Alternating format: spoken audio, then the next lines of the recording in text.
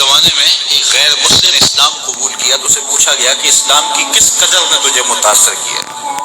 تو وہ بولا کہ سیرت کا صرف ایک واقعہ میری ہدایت کا سبب بن گیا۔ کیا ہوا؟ کہا مجلس رسول صلی اللہ علیہ وسلم لگی تھی، لوگوں کا ہجوم تھا۔ ایک شخص نے عرض کی حضور میرے لیے دعا کر دیجئے، میرا بچہ کئی دنوں سے گم ہے، مل نہیں رہا، مل جائے۔ قبل اس سے کہ حضور کے ہاتھ اٹھتے اور اجابت کے سارے در کھل جاتے۔ ایک شخص مجلس میں موجود تھا، کھڑا ہو گیا، حضور میں ابھی فلاں باغ کے قریب سے گزر کے آیا ہوں اور میں اس کے بچے کو جانتا ہوں، وہاں میں نے بچوں کے ساتھ کھیلتے ہوئے دیکھا۔ باپ نے جب سنا کہ میرا بچہ فلاں باغ میں ہے تو اس نے دوڑ لگا دی، فرمایا اسے بلاؤ۔ بلایا گیا، بہت جلدی۔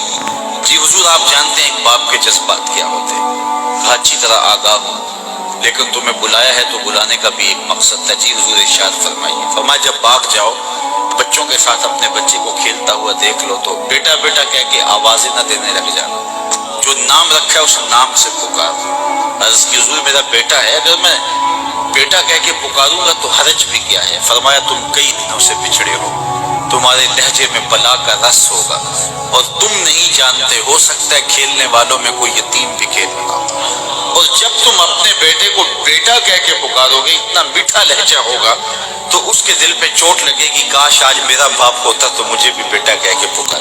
کہا یہ شوق گھر جا کے پورا کر لینا، کوئی لاؤ تو صحیح کائنات میں ایسا۔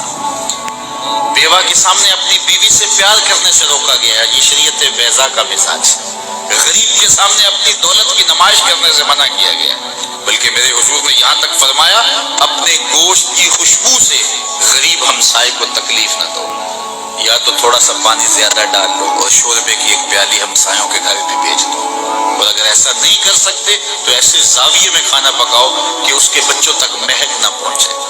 بچے بچے ہوتے ہیں، ضد کر بیٹھے تو وہ مزدور کیسے ضد پوری کرے گا؟ ان بلکتے بچوں کے آنسو کون پوچھے گا؟